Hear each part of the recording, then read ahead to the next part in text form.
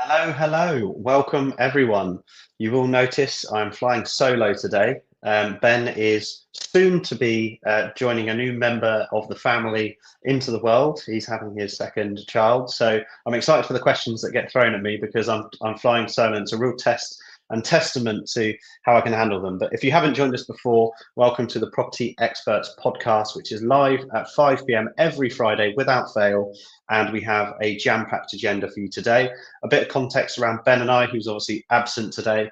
We run a multitude of businesses, including architecture practice, surveying businesses, an 8-figure development company, which we've scaled and grown in the last 6 years, and also a property management business called Central Suites. So without further ado, I've got to do a bit of technical stuff on my own today, so you might have to bear with. But I believe you should be able to see my slides. And I will be sharing the agenda with you. One ask I will have is if you get value from this podcast and you do appreciate that we go into detail around the actual qualms in business and projects, please do share this with someone that you know. So jam-packed agenda today. I feel like the world has had a bit of a crazy period recently, so we're going to go through a few of those. The Bank of England base rates has changed, and I'll be sharing what that may mean for you as listeners, as property people, property investors, and property developers. We'll be talking about the US election, married to an American. I've probably been following this slightly closer than most, and we've had the news on most days, and how this may affect us in the UK. We'll be sharing our Marlow site and a big change that's happened on the site this week. That is a conversion of a grade 2 listed building to 8 apartments, and I'll be sharing some progress on that. We'll be talking about stamp duty changes, obviously with the budget, which we talked about in the last episode. So if you missed that, go back and watch that. There was a stamp duty change for anyone buying a second property in a limited company or a personal name. And I actually talked about what we did about that in our 2 acquisitions that we had in legals, and I'll be sharing the outcome of those 2 negotiations. I've been again studying at Goldman Sachs twice this week for the business growth program that I'm be doing, and we have been going through operations. So if you want some tips on operations, a key segment to any operation of any business. I'll be talking about investors and working with investors on first charge debt and why you might want to do that. How do you feel? This is a question for anyone out there that's bought sites. How do you feel when a site doesn't work? So when you're analyzing a site and it doesn't actually work, what do you feel and what do you do? I'll be sharing what we feel and what we do. 5 ways ChatGPT can help you. We've launched something in our business, which I'll be sharing that we do, and I'd highly recommend that you do in your business. And the topic point was ChatGPT, and I'll be sharing what we found within that context. Then last but not least, my first call out to someone that I truly dearly love, James Sinclair. I'm kind of calling him out on some property stuff. He's a great guy in business, but I think some of the advice that he puts out in property is a little bit inaccurate, and I'll be sharing what that looks like later. We're then coming on to a Q&A. I do have a question already that's been asked, so thank you for that question coming in. And I would love for some more questions to come in because it's just me, so it will feel a little bit more like I'm not just on my own and there are people watching. So ask questions live. I'd love to get around to them. And if you're listening to the podcast today, it is the 8th of November. Cool.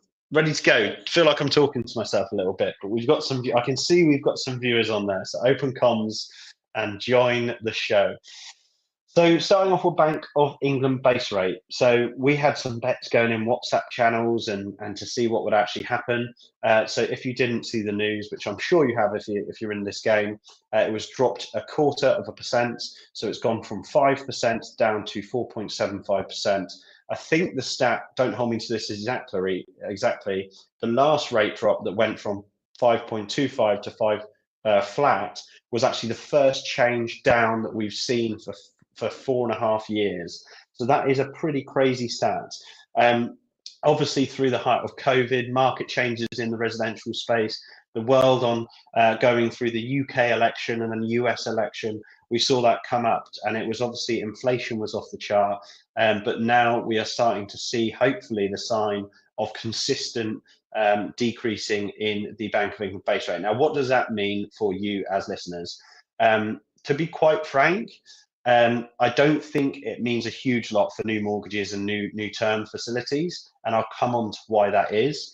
If you are on a variable rate, that is a huge difference for you. You've technically gone from 5.25 to 5 to 4.75, and that change could be a lot. I actually run some stats, and I assumed that if all of our portfolio was on a variable rate, which is not, that could be, almost a six-figure saving annually. So it could be a big change for landlords out there that might be on variable rates. I don't know if anyone is on variable rates. Maybe comment in the section below if you're locking in for 2 years or 5 years.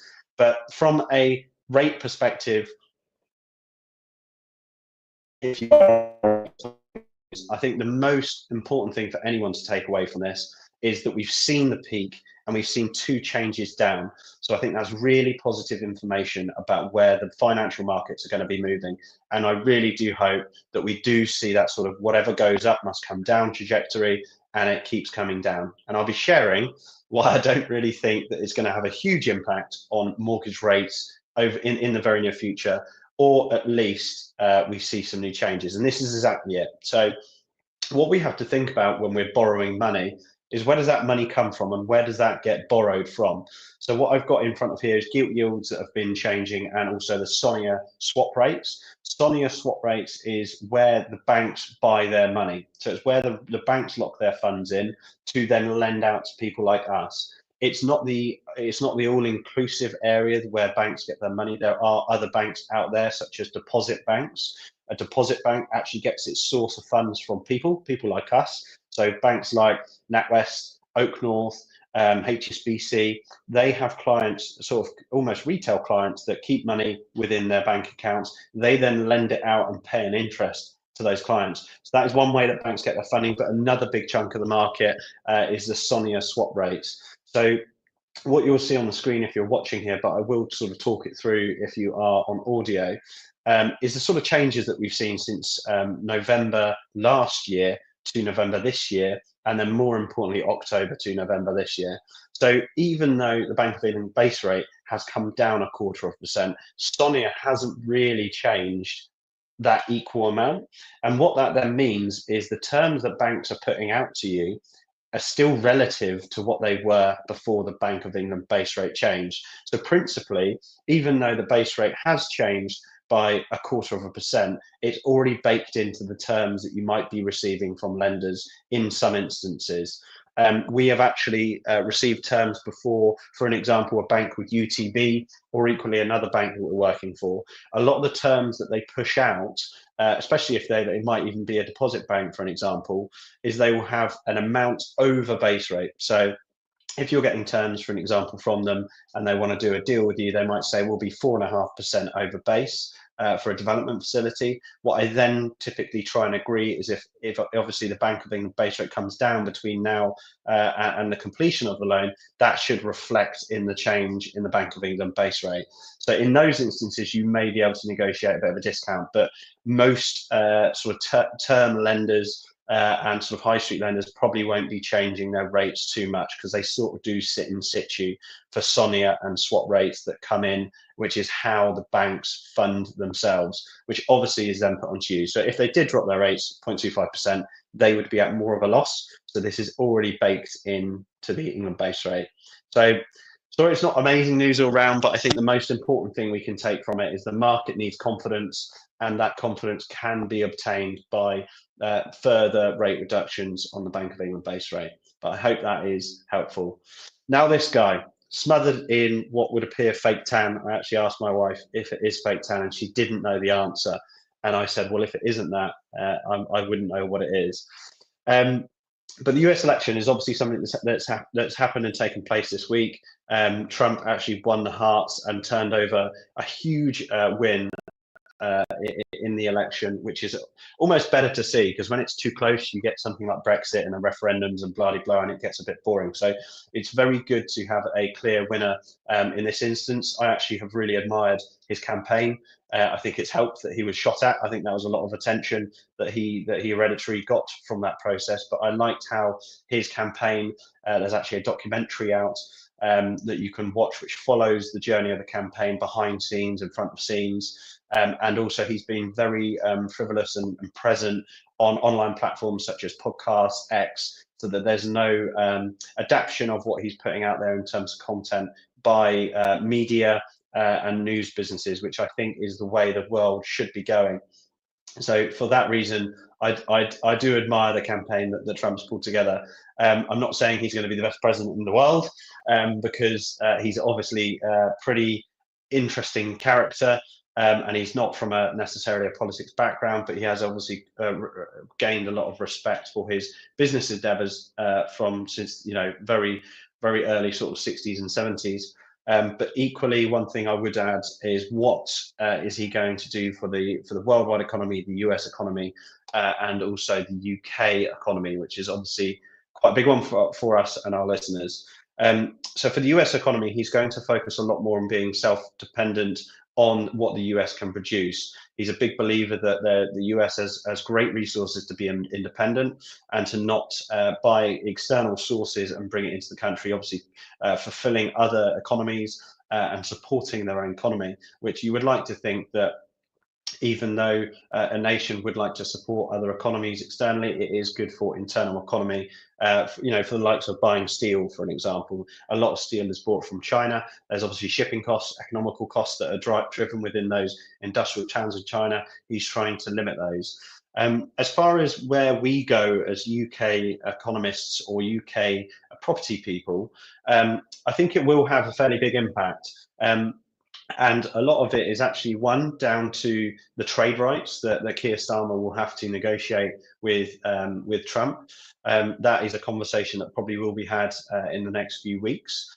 I think there will also be some changes in terms of the strength of the pound and the strength of the dollar and what that means internationally. I have a feeling that because Trump is a businessman, he will be trying to drive value for the dollar.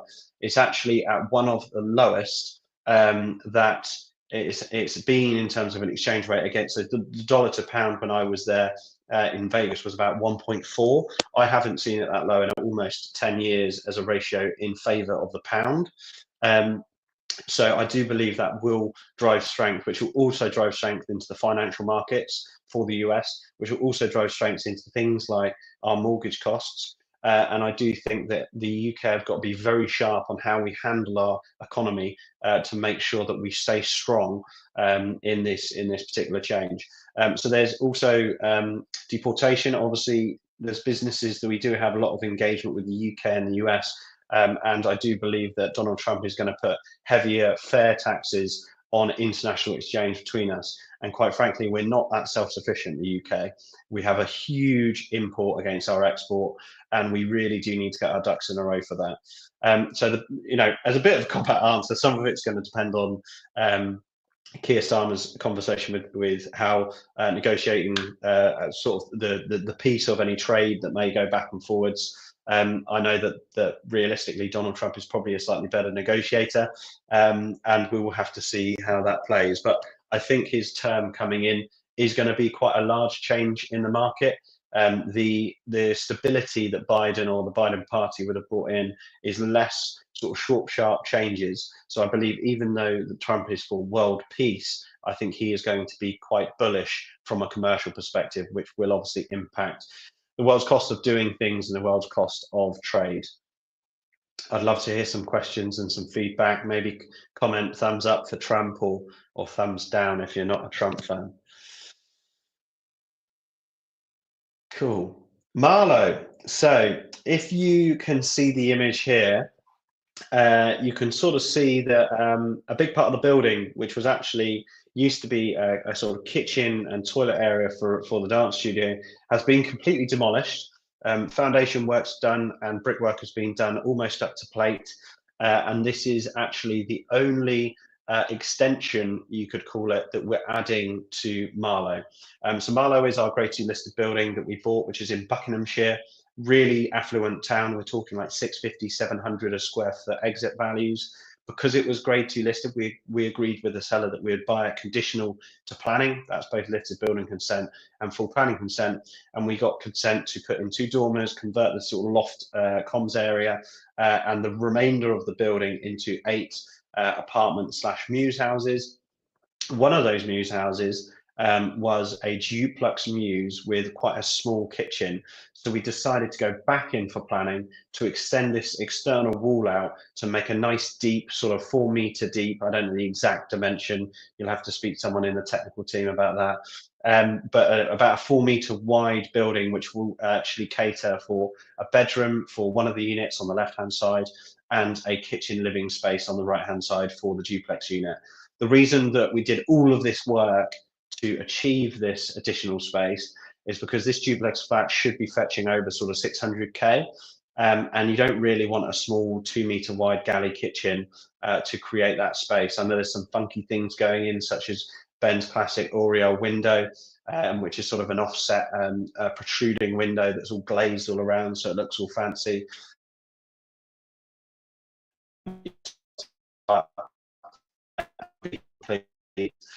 We are progressing really quickly with this site, and I know that anyone that would have come on our site open day a few weeks ago might have seen this roof and part of this building still up. So it will be good to have any familiar faces back there to see the now progress of that site. Cool, on to stamp duty. So Keir Starmer absolutely bleeped us in terms of what is going on with stamp duty.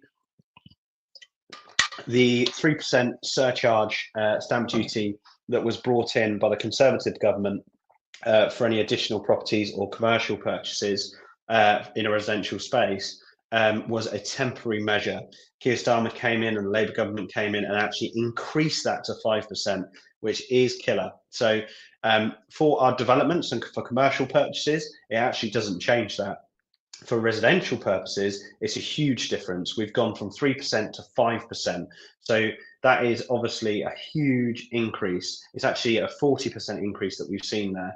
So what does that actually mean for us as property people? So I mentioned on last week's episode that this change has actually, the property that you can see in front of you, which is soon to be converted to an HMO, it took our stamp duty from £8,000 to £14,000. And that, sorry, I think it was 8,000 to 13,000. That 5k difference is purely off that change in government. And the crazy thing is about that change in government is it came out with immediate effect. And the reason that I think the government did immediate effect stamp duty change is because normally when they set a date, all the lawyers pretty much reach burnout because every person wants to get that acquisition done before that day. So I understand that part. Just get it out there, put it in the realms, and everyone's just got to adapt. But the issue is that adaptation cannot be scheduled towards a date that we're trying to save on those stamp duties. The adaptation has to be negotiated between the seller and the buyer that have already got something agreed, and that's me. So we have this property purchase in front of you, and we've got another property that we're buying. Obviously, all of our commercial stuff doesn't change, but these resi purchases do. So this particular purchase has gone up in £5,000. I pushed it onto the seller for the reasons being, we would have bought this property about 5 months ago if it wasn't for the delays of the seller. And because it was their fault for delaying this purchase into this new category of stamp duty increasing, I said, this is kind of your responsibility because it wasn't us that were delaying it. So I pushed the 5k onto the seller and we shook hands to share that down the middle. So the result of that from last week's episode is we're paying 2.5k more in stamp duty, but we're sharing the 2.5k difference with the other vendor. So essentially we're only 2.5k worse off. The GEV of this building is 550 to 600. So on the bigger picture it's not the end of the world. And I do think that that was probably us being a little bit more fair than we maybe needed to be. The other purchase, however, was an extra £10,000 to basically pay on top instead in terms of stamp duty, which is super painful. So overnight we lost 15 grand's worth of value like that, subject to us being able to exchange some discounts. The other purchase has not been by the fault of the seller being slow. It's kind of been as quick as it can be, and it's no one's additional fault. So again, we shared that cost with the vendor. So essentially this is what we're seeing with things that are under offer. If you are now offering on things that are not under offer yet, make sure you change the stamp duty cost in your Excel sheet or in your stack or whatever it may be, and you make sure that you're not the one out of pocket for this. Thanks very much for the comment, Peter. Really looking forward to the next site visit to see Marlow's progression. Very good. Right, processes. So another couple of days at uni for me. Actually was fortunately remote, but I always like to share these while they're hot off the press, fresh in my mind, to try and help our listeners build better processes in their business. And this one is not one to be missed. So this is actually an operations chart that hopefully helps some of our listeners. So when we first set up XP Surveys, which is obviously our measured building and topographical surveying business, I actually built a complete flowchart from how we acquire a customer all the way through their lead generation to the point of sale, all the way then through to how the operations of the team deliver the work. So that's going to site, requesting what they need from the site, going to site, measuring it, then obviously getting back into the office and plotting together the work that we produce from an output perspective, and then all the way through to invoicing, sending the drawings to the client. Then the client goes back round to lead generation as a customer existing database. I did all of that just normally because I want to see it, I want to visualize it, and that's a really, really good process for you to do. But what we hadn't done in our business is actually done this for our development company. So I've now taken it upon myself to pull this process chart together. The issue you have with the development company is in every section of the business, there's so much that goes on. So you are going to have to do a simplified one and then sort of narrow down into the acquisition, the funding, the structure, the design, the delivery, and then the sales or exit, and elaborate on those processes. But the top tips that I wanted to give you guys, because I'm hoping that you could actually sit down with a pen and paper, or maybe even a flowchart or Mira, which a lot of people use, to build that process, is some tips how to make use of that process. So let's assume you've got a process. So you've gone through the acquisition, finance, structure, design, delivery, and sales in the business. Everyone's knowing what's happening, but there's a few things that you can think about in your business to give you formality, structure, operational power, deal with expansion and contraction of revenue and works and cash flow, capacity planning, but also make sure that you're being as cost effective as you can. So the first process, once you've done that, is in-house and outsource. So this is a huge one in our surveying company and a huge one in our development company, because you don't want 50 employees if your business expands and contracts. An example of this is if you ran a ice cream company and you lived in England and your sales are really strong in the summer but really weak in the winter. You don't want a full team of 10 people serving ice cream in the winter as you do in the summer. Exactly the same for our development company. So if we take on a multitude of projects and it's completely out of our resource, the first thing you need to think about is, do we hire in-house or do we outsource this particular work? And that's a really key thing to be thinking about in your process mapping, because you've then got every task within that project already down on paper, and you can analyze whether it should be in-house and outsourced. We do this in XP Surveys. We have a core team that are in-house, and we then have an external team that have obviously outsourced, so we can expand and contract with the busy period. So you kind of always want to be operating at 100% of in-house capabilities. And then when you have more work and those ratios go up, i.e. 120%, you then get an outsourced character that then picks up that sort of overstretched weight. If you know you're going to grow up to the point where a new hire in-house would always be sustained up to 100%, you can make a forecast to hire that person in. So it's all about future planning of resource, and that's really, really important for capacity planning. Why is that also important? For overheads. You also need to understand that having a huge, 10 ice cream makers over winter is a huge overhead, and you might not want that in your business carrying out the seasons. So definitely analyze when you expand and contract, when you have in-house and outsourced efficiencies. But then I would also recommend, if you are feeling like you are going to be at capacity, put those systems in place to have an outsourced resource, qualify them, test them, make sure they're good enough to do what you need to do. And then you can, of course, use them ad hoc or even not use them. And the phrase I like to sort of use is, you can turn that tap on or off as you choose. Your staff, the taps are always on. So you've got to make sure there's buckets underneath those taps, utilizing that capacity. but the additional outsource help is a tap that you can turn off, so you don't need to use it all the time. Now, the second to last most useful thing about this, which I love, is you can then also look at the value add or non-value add tasks. Now, that can kind of be contextualized however you want. So for an example, in planning is an area that we add significant value. So if we outsource that, we might not hit the valuation areas that we need to hit to warrant us doing that project or scheme. So you can actually circle those areas where they're value add or non-value add. For an example, if one of the areas is sales progression, where the price has been agreed to sell an apartment, the contract needs to be outdated, signed, and completion in place.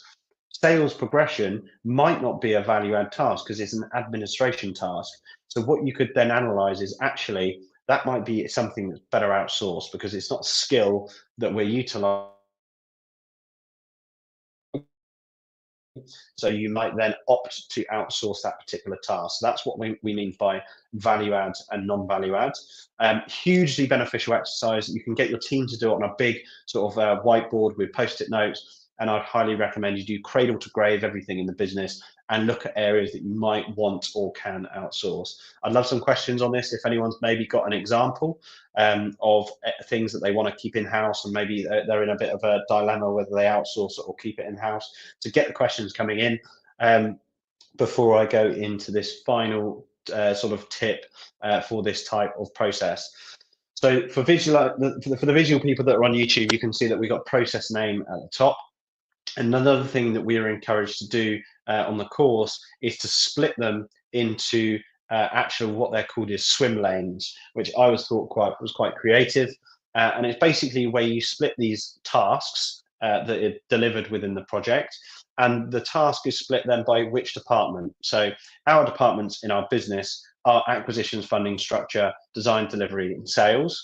So then you clearly know, everyone in the team, what task falls under what team at what time in the process. So you can all visualize what areas you're responsible for. So these are things that might be on job descriptions. You might not look at those job descriptions daily, but if it's on the process chart of the business, it's constantly reminding your team to be more proactive and more intuitive to make sure that you can secure the work that needs to be done, do it efficiently, and then also manage whether you're doing in-house or outsourced too. Hope that's useful.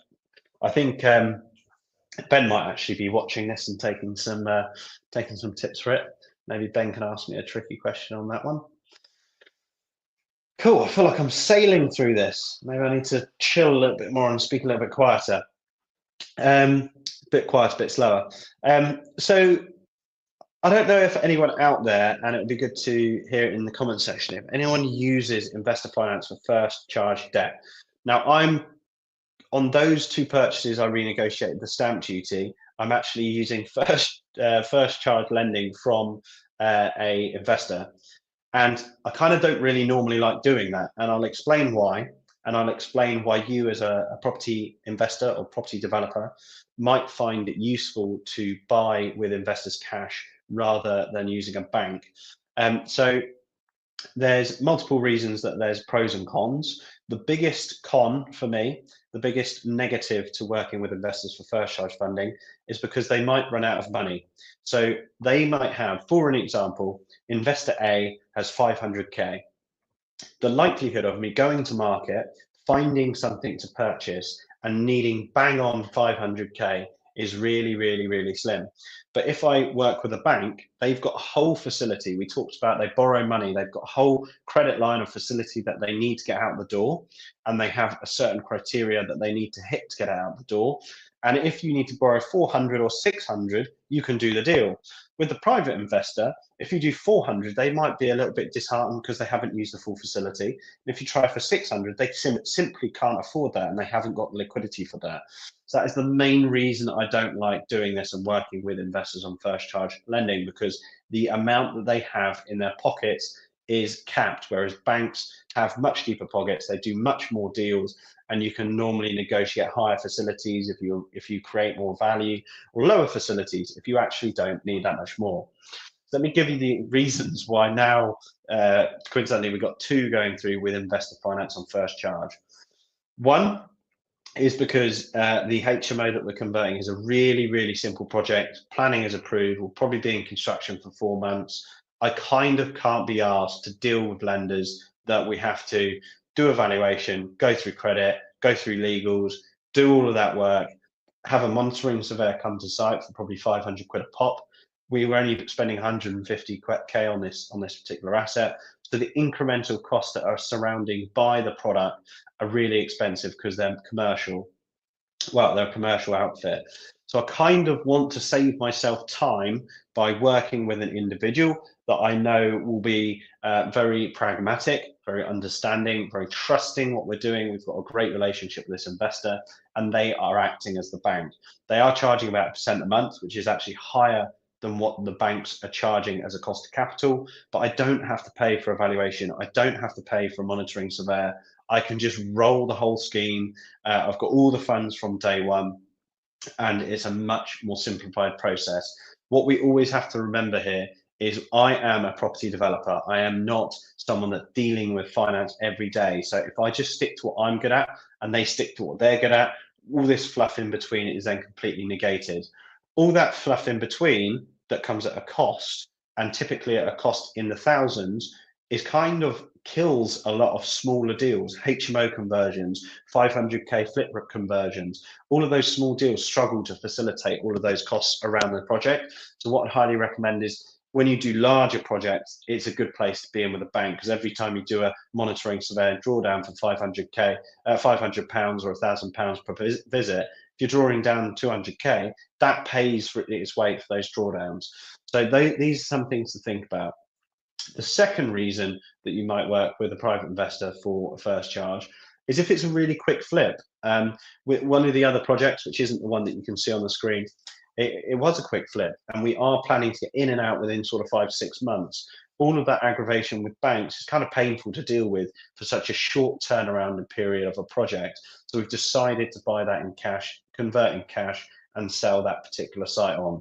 The benefit for the investor that would have been coming on an equity second charge joint venture has now got also first charge and full control of the asset. We have to be quick, and we will turn that project around as quickly as possible. So just to put some context and some numbers and some data behind that, if you can see the screen on YouTube, you will see an actual Excel comparable finance chart that I have built, which shows the HMO project and the cost of finance difference.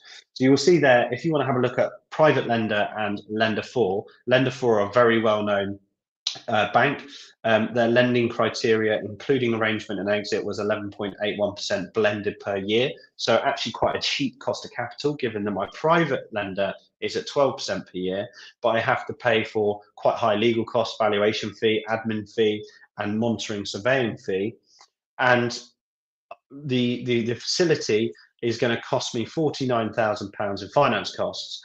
I also need to put in £140,000 worth of investment in, which means my return on equity on that particular deal was 25% because of that capital going in and the cost of that finance coming back. Well, as if we now compare that to the private lender, the cost of the capital is higher, it's 12%, but there's no in and out fees, there's no valuation admin and MS, monitoring surveying fees. So the total cost of finance is £47,000, which I'm happy to pay to that private individual. I've put in £146,000 in cash, and the return on equity is 40%. So it's almost double the return on equity that we're getting on the same project by not going with a private bank, going with a private lender. I hope that's been useful. If you've got any questions, please do let me know. Obviously, one obvious difficult thing about private lending is you've got to find it, and that is not an easy job, and it is good when it's there, but you may wish to build a trusted relationship with the bank to constantly roll projects with the bank specifically. I'm gonna have a sip of water now. We normally flip back and forth between me and Ben, so I feel like all I've been doing is some talking.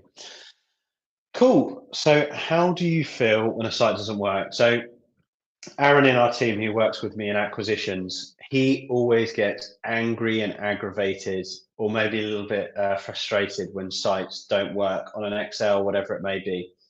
I get it. You put time and devotion and energy and effort into these analysis of these projects, and it can take time, and it is aggravating when deals don't work.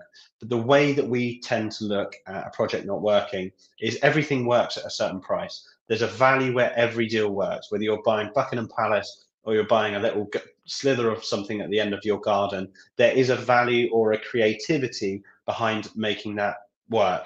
So what I would highly recommend is make sure that that proposal is over with the vendor and you've understood their requirements and what they need. But the most important thing that you need to have as an emotion is patience. When we get offers out and I feel like we're probably going to get nowhere with it, the most important thing is the follow-up process. Make sure you're on their case and you're stealing that deal if it ever falls through with the other bidders, but also you have patience on your side. Having that patience, honestly, is way, way stronger than just getting out and doing any deal just because you need some experience under your belt. And the right projects will come if you're doing the right actions. If you're still struggling to get the right deals to come and you've been doing this for months and months and months, it's not the deals, it's actually your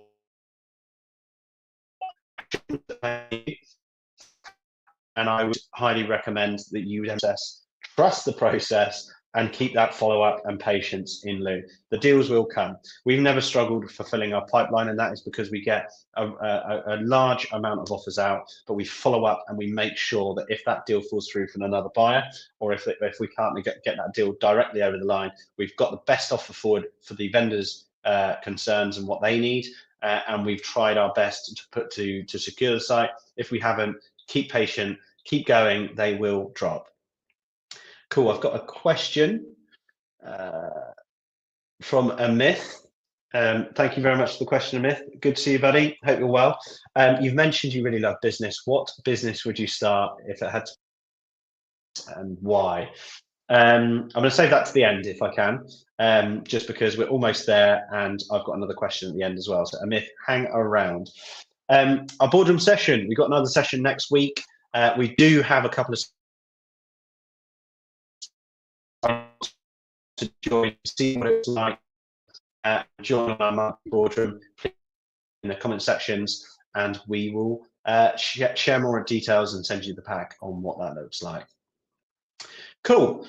ChatGPT and how it might help you in a property business. I'm laughing because Ben's just asked a question by himself, which says, "Where's Ben? We miss him." I think he's referring to himself, which is extremely shallow. And I know he's probably picking up Lucas from nursery. Hi, Ben. Hope Lucas is well. So back onto ChatGPT. So 5 ways ChatGPT can help you. So the exercise that we've actually integrated into our business is something called a masterclass. So a masterclass in our business is actually where we once a month have one person share some winnings or learnings with everyone in the team. The emphasis is informal. We might get a couple of beers in for the people that like drinking beer, and maybe some little cocktails for the ladies. And we will talk through things and tricks. Sorry, my mic went there. I'm not sure if I'm on horseback or let me just see. Yeah, cool. I'm going to be going on speakers now, not my headphones. So yeah, sorry. Let me just sort out my audio because my headphones run out of battery. So this process is to try and drive efficiencies within the company, but try and do it sort of soft-hearted and self-led. So I've got some tips that we did share that you might find interesting. So the first one is what property events are in London, and it shares some events that you might attend internationally, such as MIPIM. It's got London Property Summit 2024, Property Investor Show 2024, which we went to and had a stand there for actually surveys. And it's just a quick way to creatively search information. Now, ChatGPT, for those of you that don't know what ChatGPT is, it's like the next level of search engine utilization tool. So when you search something into Google, it's just keyword searching and algorithm searching. ChatGPT has the ability to digest what you're asking and saying with prompts and asking the right questions to give you more value from your SEO searches. So from your search engine searches. So I highly recommend you use it for those reasons. Next question I ask is tools for project managers. So I asked for a checklist for a handover when taking on a development site, including things but not limited to access, contacts, health and safety, fire compliance, eligibility to work, effective communication with neighbours, permissions, and risk assessment. And it came up with this really comprehensive list of site access and security, key contacts and communication, health and safety, tons of bullet points below there. And many, many more, such as fire safety compliance, permissions and approvals, eligibility to work, verifications. So we're talking about sort of right to work visas, environmental waste management, risk management, communication documentation, and equipment and maintenance. I won't go into too much detail around those, but this is just showing the power of what ChatGPT can do. Are you terrible at spreadsheets? Because this is your saving grace. So we work with investors and we often pay investors back, believe it or not. And one thing that we sometimes need to work out is what we're paying them from an investment perspective, but also if it's a little bit more complicated, we might need to work out, for an example, the compounding value of the interest. So for that reason, this calculator is super useful for you. So ChatGPT do that all for you. So I said, this is obviously figuratively speaking, this is not what we've actually done with any of our investors because we wouldn't share that online. But if an investor lent our company £200,000 last June 21st, 2023, and their interest rate is 1% per month compounding, what do we owe them if we redeem them this Friday? So what it then did is calculated the compounding interest for me. So rather than having to build this into your spreadsheet, you can actually just send the ChatGPT report, which is super, super useful to learn. Another question we asked is, I'm a estate manager for this company, and we actually copied the URL of centralsuites.co.uk. And we've said that our classic tenant age range is between 20 and 35. What would they be interested to learn about on a viewing? ChatGPT came back with locational accessibility, modern amenities, sustainability, community and lifestyle, design and aesthetics, safety and security, affordable and value, pet-friendly options, and personalization. Cool. Hope that was useful. I mean, what clients do you engage with, and what do they want to hear? Have you ever asked yourself that question? And then one more for the acquisitions team. When I'm negotiating, how do I know from an email when language is starting to push too far? ChatGPT comes back with some actual examples of contextual language that British people might use when you've decided to push the negotiation too far. Huge tip for buying sites, negotiating funding, trying to get a site under the belt. This is, if you can sort of analyze this and look at things like our budget is capped, to clarify, just to confirm, as we previously discussed, this is subliminal messaging that you might find useful when you know you're pushing negotiations too hard. So there's a top tip there for using ChatGPT in your business. Hopefully that's useful. We've had a lettings advice, negotiating advice, spreadsheet help. What else do we have? Events help, and super, super useful. Cool. Calling out Mr. James Sinclair. So I don't want this to be misconstrued. I absolutely love James Sinclair, and we've attended a lot of his events. And he is a great business owner, serial entrepreneur, content creator, and we do follow his channels, which is why I saw this video. And it kind of annoyed me a little bit because I think that he was slightly wrong in how he presented this, because it was very, very broad brush stroke. Obviously, the issue with social media and putting out content is kind of the more severe the message is, the more people are going to click on it and like it and talk, and it's going to cause more disrupt.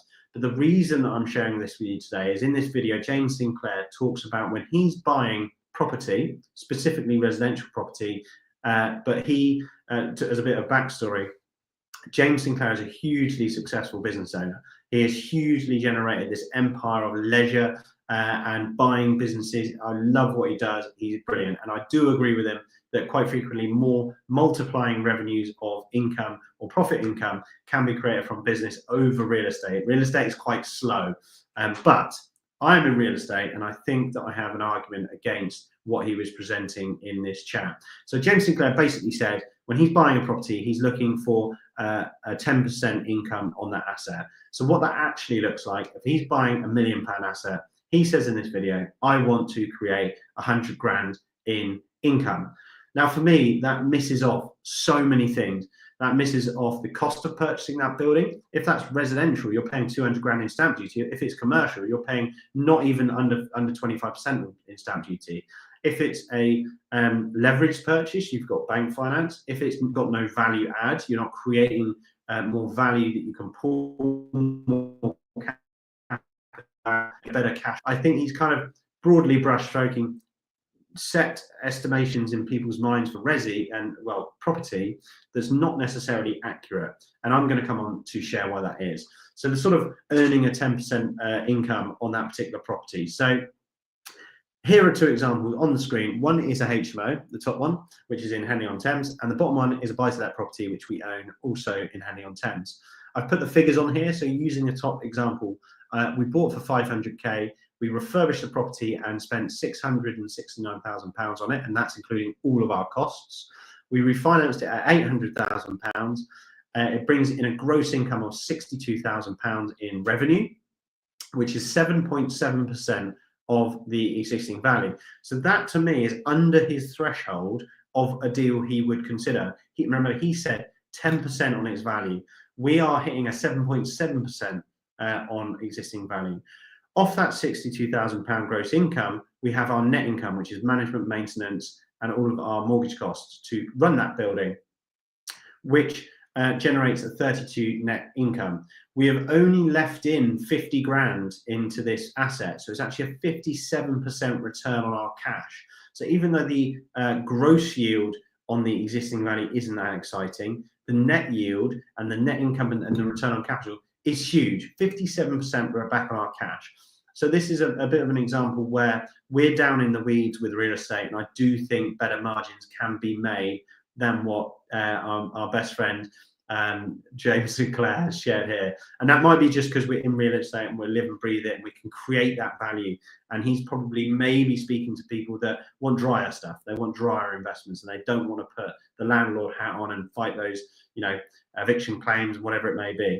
So now let's transfer this into a buy-to-let property, because everyone says buy-to-let is dead. I don't believe it is. I feel that it's still alive. You've just got to look a little bit harder. And this one is a flat that we bought, lightly refurbished, and then refinanced, and then we kept the asset. So we bought for 320.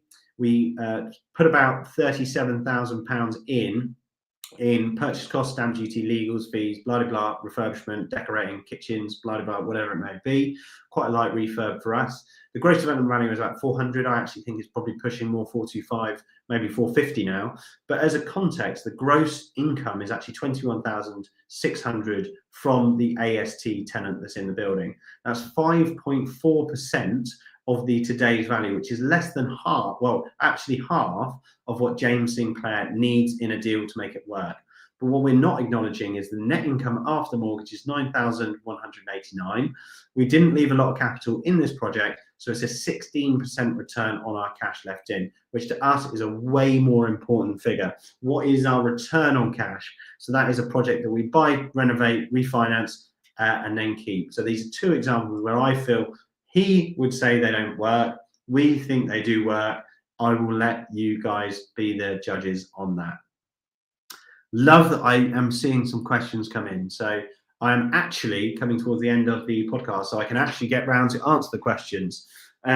So I've asked you if you can, please share it with someone, but also please rate us. The more rates we get, the more we can do and the more content we can bring, and we can even bring some new and fresh ideas to the podcast. Right, let's get these questions answered. So I am going to answer Amit because he's live, and I will answer Sacred Stallions after that. So Amit, I hope you're good. The question was, you've mentioned you really love business. What business would you start if it has to be a non-property related business, and why? I mean, do I want to give away the big secrets? Yeah, so love the question, and it is a thing for us. So Ben and I, and not necessarily Rob and I, who are on Central Streets with, have been banned from setting up new businesses because it would just be endless. Business idea after business idea after business idea. I actually have a folder on my Google Drive which has just got ideas that I want to implement and run, but you have to say, you know, when do you go an inch wide and a mile deep, which is like the depth of energy you can put into a business, and when do you go a mile wide and an inch deep and be a sort of jack of all trades and not a master of none. So businesses that I think could do really, really, really well, that we don't necessarily do very well, is this is actually a James Sinclair phrase, so maybe if he's watching this he'll forgive me because I'm using some of his lingo now, which is lots of transactions very often, but a little bit of value. So all of our transactions are quite lumpy in our businesses. Even our surveying business, it's quite a heavy investment. But the businesses that we don't have is those £5, £10, £20 spends where we've got a lot of transactions to create a good cash flow business. And the reason I mention that is because to cash flow a business like ours, it is difficult. You have really got to be on your cash flow forecast, your numbers, and understand the nuances of cash flow generation, especially when you're growing. Good friend of mine runs a food business. He makes profit every day. He literally makes profit every day. He sleeps at night, and it's little bits of profit, but it's all the time. And he doesn't have that cash flow problem. He's always thinking about, how do I increase my margin and how do I get more profit? Whereas we're always thinking about, how do I get my profit in 3 years' time? So that is a business that I think is a great business model. So a little bit of money from a lot of people and a lot of time is a really, really good business model. Another good example of that is, I think, house cleaning. End of build cleans, routine cleans is something that is really, really growing and always required for property people. So I think a cleaning business would be a great idea. I think a lettings business is a great idea, but it's kind of like in property too. What other businesses do I think are a good idea? I do have some other ideas that I'd love to implement, but they're quite convoluted and complicated. So I prefer the sort of, probably the more completely flipped on its head, little bit of money. So one of the guys that I went to Vegas with runs an Amazon FBA selling business. He sells 1,500 packages per day from his warehouse. That is a complete opposite end of the spectrum to us. That is a cash cow business. And I think the best way to do it, we did it the wrong way around, is a cash flow business first, then an asset building business. And if you can get that cash flow building business first, you can then spend more time and effort and cash on the asset generating business. That's probably what I'd do, something more cash flow heavy, if that makes sense. But good question, Amir. Got another question from Peter. Thank you very much for the question. With value add, non-value add, when you outsource labor, do you outsource to overseas companies, e.g. VAs? And what challenges have you found, such as communication culture and data security? Really, really good question, actually, because VAs are brilliant, and they're definitely a more prevalent thing to have in your business nowadays, because we're all on that sort of automated Zoom learning communication. You've got time difference, which might actually benefit your business. You might have administration work, which can be a lot cheaper to have out there. You obviously haven't got to think about national insurance and pensions and things such the like. So a great place to be in a business. We have found that we prefer it to be on our land and not overseas. We have had VAs, and Ben still has a VA in Aura, and we still have an ad hoc VA in XP Surveys. But we just find that we have a very small, lean team with a great company culture. And when you're in a business that's small, what you will find is the task list is way wider than siloed roles in a big company. When you have a silo repeating business in a bigger company and a single task, it's sometimes easier to get that outsourced value. We personally prefer to have it in the UK, so that we can build that person who can grow within our company and do way more than maybe just the job description sets out to be. So we prefer to keep it in the UK. Hope that answers your question, Peter. Very good. So now on to Sacred Stallion, who, thanks for following us. You've always asked questions. This is actually, the name is no tease. He is a horse rider. So love it when I see your questions come in. And thanks for the question again. What software platforms do you use to analyze and find sites? The biggest platform that we use is estate agents, commercial agents, resi agents. But the next biggest tech platforms that we use, we are subscribers to Searchland. I think we were their top 3rd user and client. And I highly rate them. If you'd like an introduction to the team there, who we know very well, let me know. And we also use property data. I find that Searchland is really good for planning overlays, contentious overlays, bigger building sites, brownfield, greenfield, grey belt, whatever it may be. Whereas property data is a really, really, really useful tool to actually extrapolate market data, property data on a specific, HMO house, title, whatever it may be. And they've got some really intuitive features on property data. The reason we have the two is they kind of do different things, but the same thing, but they boast in different areas. But property data is really cheap and really intuitive. Searchland is a bit more expensive, but better for the bigger sites and better for sales comparables and things like that. So those are two platforms we use. Obviously, for finding sites, we use LoopNet, commercial agent boards, estate gazettes, EGI, auctions, Rightmove, Zoopla, all of the above. So we are pretty much on all of the tech platforms outside of the actual software that you can use to improve your experience and what you can buy on sites. Cool. We've had quite a Peter agrees with me with Searchland and property data. Love it. I honestly think they're the best of the market. It's actually amazing seeing such a young company called Searchland really overtake, in my opinion, Landtech, which used to be obviously the leader in that space. So big shout out to Hugh. Highly recommend them and love them. We've had some more engagement from Amit. Little bit of money, lots of people a lot of time. Love it. I must say, Peter and Amit, thank you very much for coming along, because I feel like I haven't been talking to myself for an hour. Anyway, we've closed off for the session. I hope that has been useful for everyone, and I think it'll be fun if you comment in the section below. Ben can have more days off with his family because JJ's got it covered, and I'll make sure that we have even more value next week. And do not forget, if you ask a question on this video between now and next week, it will still get answered in next week's session. Thank you very much for joining. If you could share this episode with just one person, that would be hugely appreciated. And we will see you next week. I hope everyone enjoyed today's session, and we'll see you then.